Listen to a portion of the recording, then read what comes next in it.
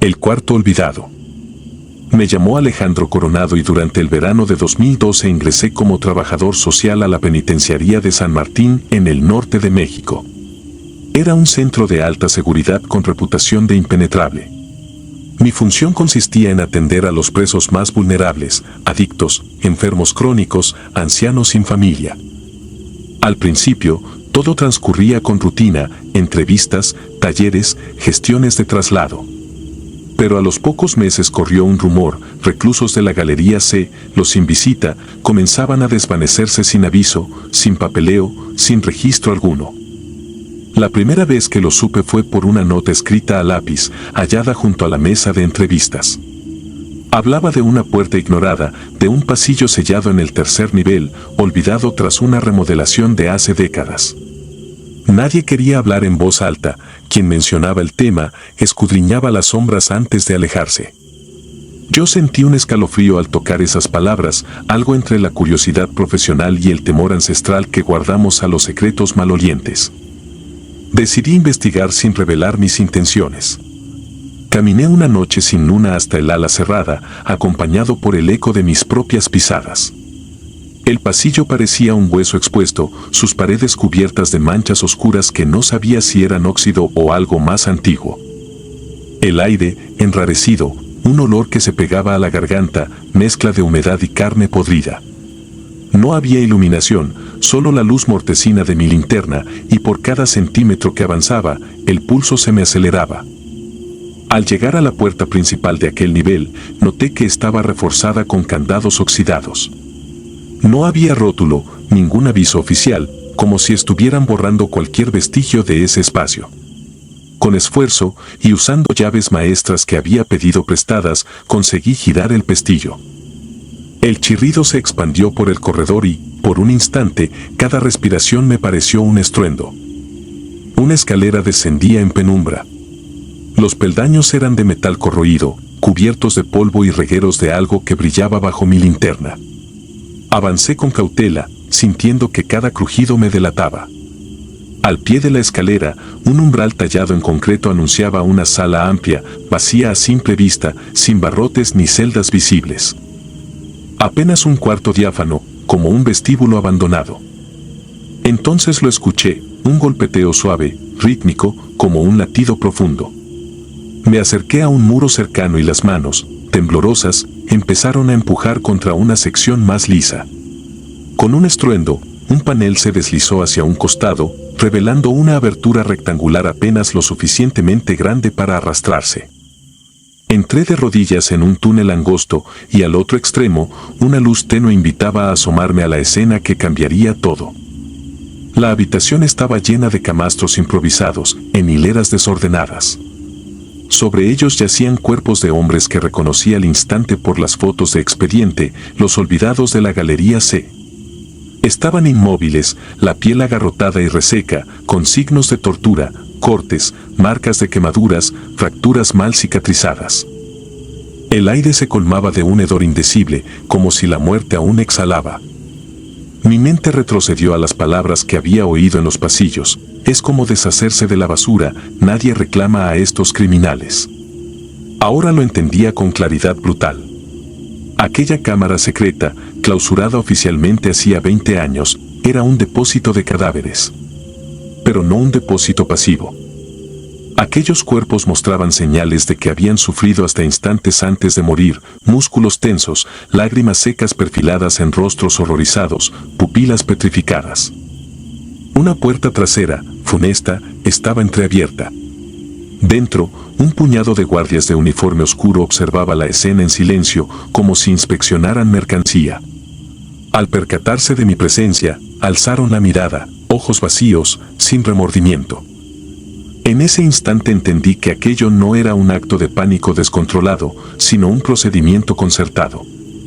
Allí se decidía quién merecía ser eliminado sin rastros. Me quedé petrificado. Sentí el pulso aferrarse al cuello y un sudor frío correr por la espalda. Los hombres, impávidos, regresaron a sus metros cuadrados de crueldad. Unos levantaron camillas oxidadas, otros se inclinaron para rematar a un cuerpo todavía tibio con un golpe final. No escuché gritos, apenas un susurro húmedo del cadáver y, a cada impacto, un eco seco que reverberó en mis tímpanos largos segundos. Retrocedí con sigilo.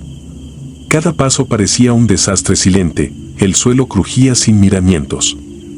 Sabía que si salía alarmado, me descubrirían, me arrebatarían y sería una estadística más de la cámara. Reuní la sangre fría que pude y, con movimientos suaves, giré para escabullirme hacia el pasillo superior. Cuando emergí por la trampilla rasgando el panel, mis manos temblaban con fuerza desesperada. Volví a la superficie y corrió por mis venas una urgencia de huir. Sentí el aire frío de la noche como un alivio tardío, pero sabía que no podía quedarme de brazos cruzados. Al día siguiente presenté un informe a los mandos superiores, usando un lenguaje cauteloso, revisiones irregulares, pérdidas de reclusos e investigación urgente. Pedí apoyo externo, policía de investigación, auditoría forense. Comenzó el protocolo de investigación. Sin embargo, los resultados oficiales nunca vieron la luz. Los documentos se filtraron parcialmente, reconocieron la existencia de un ala clausurada, mencionaron la deficiencia de registros. Nadie acusó a un guardia en concreto, ni a un alto cargo. Todo quedó en un sumario confidencial, inaccesible para familiares y defensores. La penitenciaría negó irregularidades, el personal negó haberse extralimitado. Hoy, 3 años después, todavía siento el peso de esa noche en mis hombros. Cada vez que paso cerca de un centro penitenciario, el hedor de aquel cuarto vuelve a mi memoria. Siento la mirada de aquellos muertos ignorados, reprochándome el silencio forzado. Me pregunto cuántos más cubiertos de olvido esperan ser hallados, cuántas cámaras ocultas permanecen selladas con llave, con candados de óxido, destinadas a sepultar sin justicia a quienes nadie extraña. He cambiado de trabajo, pero mi vocación dejó de ser un orgullo.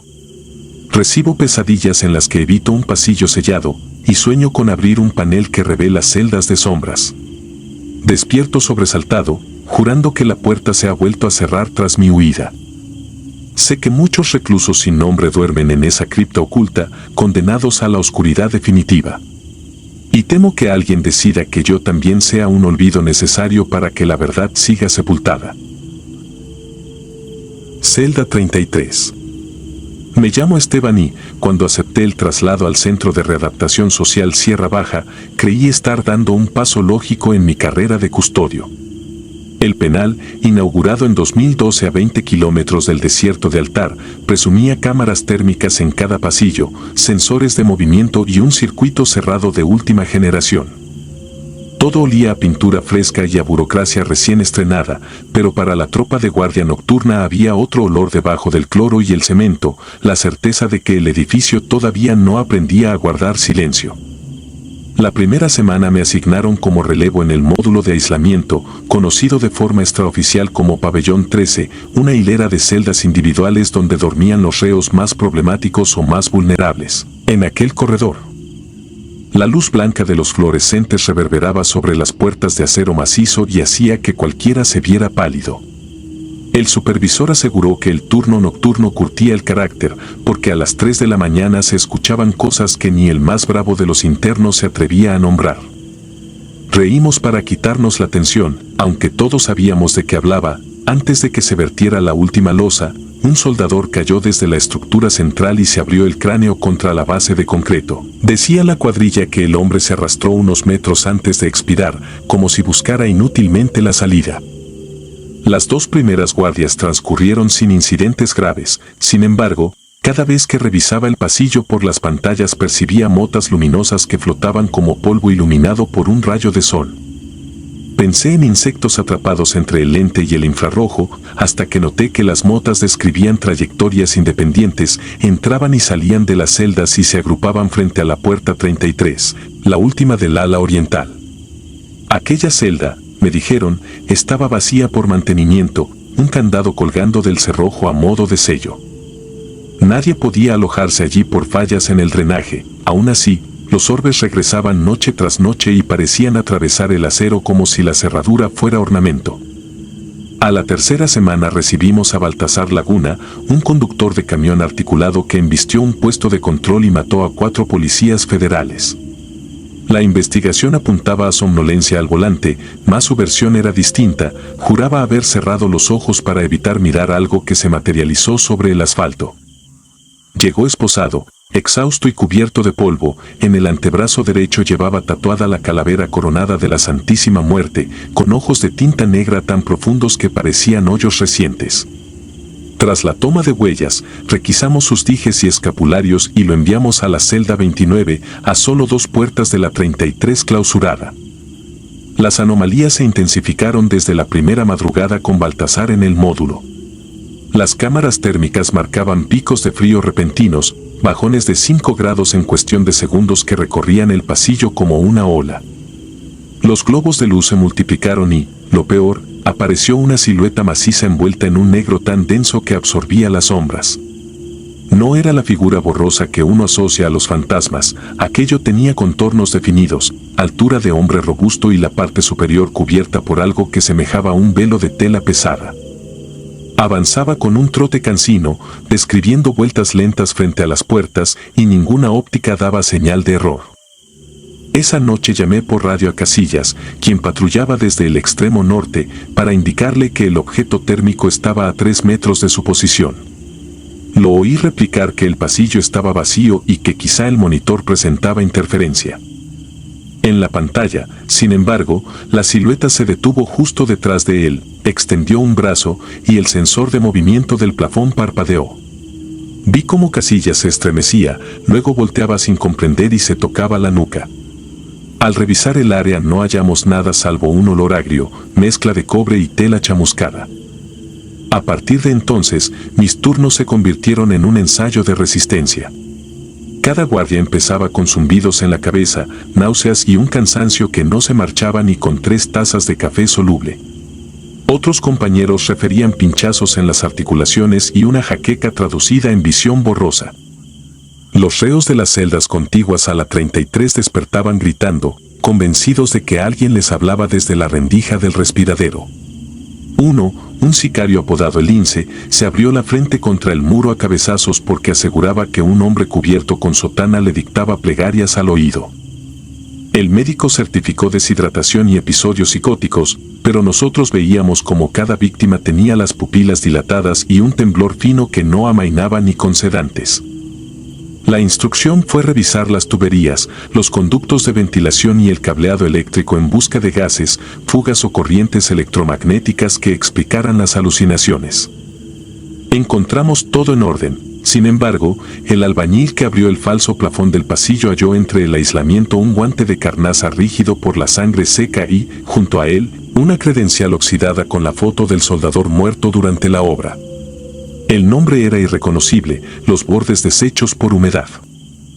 Sellamos el hueco y enviamos las piezas a evidencias, mas aquello solo confirmó lo que temíamos. Habíamos removido un recordatorio de que el edificio cargaba un cadáver en los cimientos. El viernes siguiente coincidí en el control de acceso con Baltasar. Lo llevaban esposado para audiencia interna y, al pasar junto a mí, levantó las manos un segundo, como si quisiera hacer la señal de la cruz, pero se limitó a cerrar los dedos sobre el aire. Durante ese contacto, algo me hizo arder la piel a la altura del esternón. Al quitarme el chaleco, la playera presentaba una mancha oscura con forma de palma invertida. El médico dijo que era dermatitis nerviosa, yo preferí no replicar. Regresé al turno a las 20 horas con la idea de vaciar la mente. A la 1 de la madrugada el sistema de cámaras se trabó en estática. Tardé unos minutos en reiniciarlo y entonces el corredor apareció iluminado por la luz de emergencia. La puerta de la celda 33 estaba entreabierta, el candado herrumbroso hacía péndulo contra la placa metálica. Activé la alarma preventiva y corrí con 2 agentes. Al llegar, encontramos el interior impecable, paredes desnudas, sin filtros de olores ni rastros de humedad. El piso, no obstante, mostraba huellas de botas recientes que se dirigían al muro del fondo y terminaban justo donde empezaba la madeja de concreto. Sin tiempo para teorías, emitimos informe de cierre y volvimos al cubículo de vigilancia. descubrimos ahí que las huellas no aparecían en la captura de video, como si solo existieran bajo el foco crudo de nuestras linternas. Esa misma madrugada, el sensor cardíaco de Baltasar se disparó a 170 latidos y luego cayó en picada. Corrimos hasta la 29, lo hallamos de rodillas, boca abierta hacia la esquina, repitiendo palabras que, al principio, confundí con balbuceos. El enfermero los anotó fonéticamente, ipso, ipso, in tenebris. Cuando intentamos alzarlo, noté que sus muñecas lucían círculos rojizos perfectos, marcas de pulsera metálica que él ya no usaba. Al día siguiente, los médicos concluyeron que sufrió un infarto fulminante y lo remitieron al anfiteatro con etiqueta de fallecimiento natural. Después de su muerte, los orbes desaparecieron, pero la silueta oscura siguió manifestándose durante una semana completa, cada vez más estática, clavada frente a la puerta 33, como esperando que alguien la invitara a pasar. Yo no aguanté tanto. Las migrañas empezaron a provocarme vómito cada 4 horas y perdí 6 kilos en 10 días. El clínico del penal diagnosticó estrés postraumático y me extendió incapacidad de 30 días. Aproveché para presentar la baja definitiva. Firmé el documento un lunes nublado, al mediodía, pensando que el penal quedaba detrás de mí, que en cuanto saliera por la reja principal solo cargaría con el recuerdo. No fue así. El primer martes de desempleo me desperté a las 3 en punto, sin motivo aparente, empapado en sudor helado. Sobre la pared opuesta, justo donde pega el reflejo del farol de la calle, vi como una sombra humana giraba en silencio a mi alrededor, hasta que el amanecer la borró. Supe que en realidad la prisión nunca se vacía, solo cambia de administración. Hoy, cada vez que cierro los ojos, escucho el cerrojo de la celda 33 caer al suelo y un paso lento que retumba en el pasillo. Nunca terminó la noche en oscuridad total, dejó la televisión encendida para que el ruido de la estática sea una costra sobre el silencio. El médico dice que es insomnio agudo y que debo aprender a convivir con los recuerdos. Yo sé algo distinto. Algunos sitios te adoptan como parte de su inventario y, si te resistes, envían a cobrarte en la hora exacta en que las cámaras de seguridad se quedan sin señal. Por eso escribo esto, quizá para advertir a quien crea que los muros de acero son capaces de contener todo lo vivo y lo muerto. En Sierra Baja aprendí que hay barrotes que se alargan hasta donde no llega la vista, y no hacen sonido cuando se cierran detrás de uno. Sombras de acero. Mi nombre es Miguel Cruz, tengo 27 años y vengo de Oaxaca. Nunca imaginé que perdería mi libertad y, con ella, la cordura. En 2019 me condenaron a 2 años en la Penitenciaría Estatal de Veracruz, un coloso de concreto y rejas en lo más profundo del puerto. Me asignaron la celda C12 en la 3ª planta, donde compartía el encierro con un hombre llamado David, que llevaba ya casi un año recorriendo esos pasillos herrumbrosos. Al principio creí que mis primeras noches serían tan duras como el resto de la estancia, espalda contra la pared, cuerpo tenso, ojos bien abiertos, aguardando cualquier muestra de violencia humana. Pero lo que ocurrió rebasó con mucho cualquier malicia carcelaria, algo ajeno a los reos, algo hecho de tinieblas que se alimentaba de nuestro miedo. Desde las primeras semanas sentí una presencia. No eran ruidos comunes, ni los golpes de la puerta de acero, ni los quejidos de algunos presos, ni el motor lejano de los drones de vigilancia. Eran sombras que danzaban en los rincones más oscuros de la celda, figuras alargadas y sin rasgos definidos que se retorcían contra los muros como si quisieran atravesar el concreto. Al abrir los ojos en mitad de la madrugada, solía verlas desplazarse con una lentitud malévola, apareciendo y desapareciendo en cada esquina, como si obedecieran a un latido propio de la prisión. Intenté culpar a mi cabeza, nervios, paranoia de primerizo. Tranquilo, estos muros crean alucinaciones, me repetía. Pero el miedo crecía y, con él, la certeza de que no eran simples juegos de luces o reflejos de las lámparas del pasillo. Las sombras tomaban forma cuando menos lo esperaba. Observé contornos humanoides susurrando sin emitir sonido, un murmullo mudo que parecía vibrar en las paredes. A veces alcanzaba a distinguir movimientos de labios o brazos que se elevaban, como si hablaran sin vocalizar. Eran sombras que se acercaban más cada noche, invadiendo mi espacio vital. Empezaron a prolongarse hacia dentro de la celda, filtrándose bajo la puerta con una negrura que nunca había visto. Esa negrura creciente provocaba un frío absurdo, pues la humedad y la brisa del mar nunca enfriaban tanto como aquellas presencias. Dolía el cuerpo y la piel se erizaba, un terror frío que me paralizaba y me impedía mover un dedo. La intensidad de las apariciones cambió el día que mi hermana y mi sobrino vinieron de visita. Desde esa madrugada noté las sombras más densas, negras como tinta, saturadas de rabia.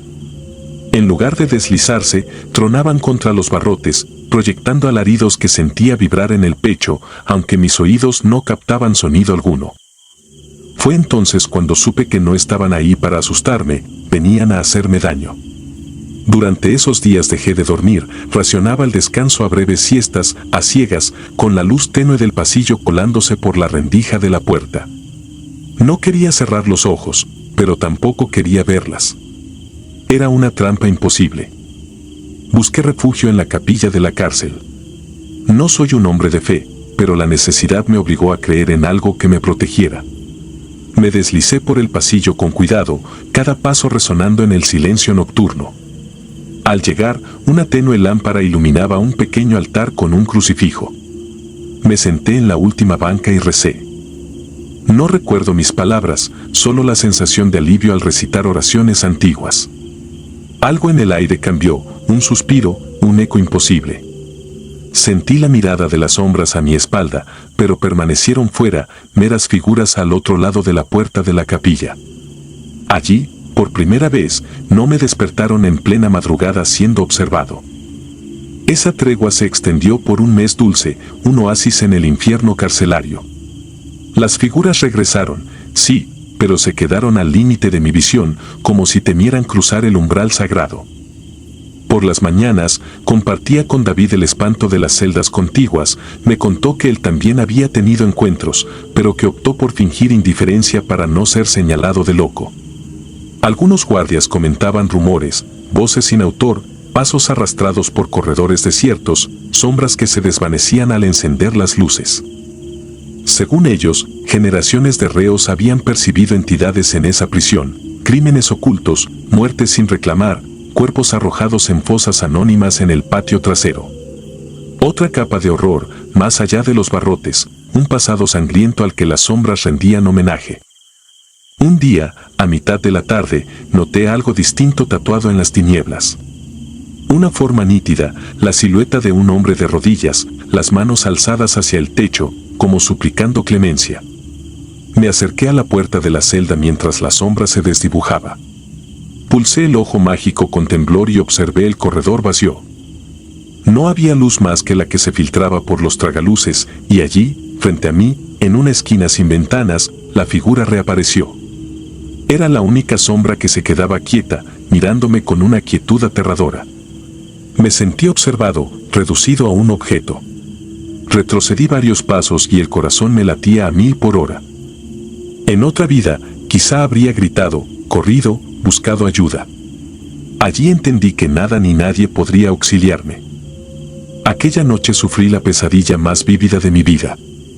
Soñé que el edificio ardía en llamas, los barrotes se fundían, el techo caía en llamas y las sombras escapaban arrastrándose hacia mí, invasoras voraces. Grité en la oscuridad, desperté empapado en sudor, sintiendo la respiración acelerada de David. Apenas entreabrí los ojos, advertí que las sombras lo sostenían de los hombros, lo arrastraban hacia mí. Dio un quejido ahogado y se incorporó de golpe, pero no habló.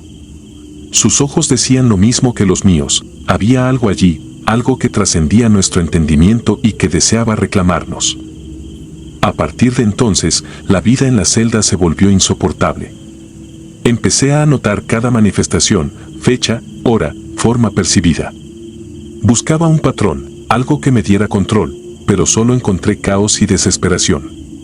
Una noche, mientras escribía con la linterna temblorosa junto al catre, sentí un aliento helado en la nuca. La página se llenó de manchas negras, como tinta que se extiende sobre el papel. Dejé caer el cuaderno y salí disparado de la celda, tropezando en la oscuridad hasta llegar a la puerta. Afuera no había nadie, salvo las luces parpadeantes del pasillo y el eco de mis propios pasos. Volví dentro, cerré con llave y me acurruqué en una esquina, mirando fijamente el rincón donde sabía que se agazapaba. Mis fuerzas flaquearon y, en un acto de resignación, pedí traslado al módulo médico. Quería cualquier clase de celda, a una enfermería de contención, con tal de no volver a enfrentar esas presencias. Lo llevaron, me vendaron los ojos y me vendaron las manos. Al despertar, sentí el olor de antiséptico y el murmullo de enfermeros. No había sombras allí, solo luces blancas e incómodas camas alineadas. Lloré por primera vez desde mi llegada, mis gritos habían resonado más fuerte que cualquier maldición carcelaria. Pensé que al menos allí podría dormir, pero el suplicio continuó. Aún con los ojos vendados, percibía al acecho figuras que deslizaron sus contornos sobre las sábanas, arañando mis sueños con sus dedos invisibles. Cumplí casi el año de mi condena atrapado en aquel pabellón. Cuando finalmente me devolvieron a C12 noté que las sombras parecían saludarme, como si celebraran mi regreso. Ya nada tenía sentido, la prisión, la libertad, la cordura, todo era lo mismo. Viví los últimos meses pendiendo de un hilo. El día de mi liberación, al cruzar la puerta giratoria, algo me rozó el hombro, una sombra fugaz que murmuró mi nombre, electrónica y distorsionada. Me giré, deseando enfrentarme a ella, pero no había nada, solo el sol de la mañana y el murmullo lejano del tráfico. He estado libre 6 meses. Vivo en un pequeño departamento y trabajo como mensajero nocturno. A veces, al cerrar los ojos, las sombras de la Penitenciaría Estatal de Veracruz regresan con su negrura opresiva. Sé que son ecos de un pasado malsano, fragmentos de vida malgastada en aquellas celdas, almas atrapadas en un ciclo de violencia sin fin. No puedo decir que han dejado de acecharme, pues aún siento que me vigilan, como si quisieran arrastrarme de regreso. Rezo cada noche, no por fe, sino por impotencia. Sé que esas sombras no pueden tocarme en este mundo, pero dudo que mis sueños se salven de su silencio. Y quizás ese sea su triunfo final, mantenerme despierto, con la mirada clavada en la penumbra, esperando un estremecimiento que nunca termina. Si te gustaron las historias de terror, regálanos tu like y coméntanos qué te gustaría escuchar en el próximo capítulo. Y si no estás suscrito o suscrita, te invito a que lo hagas para que no te pierdas lo mejor del archivo del terror. Sin más, gracias por escucharnos, hasta la próxima.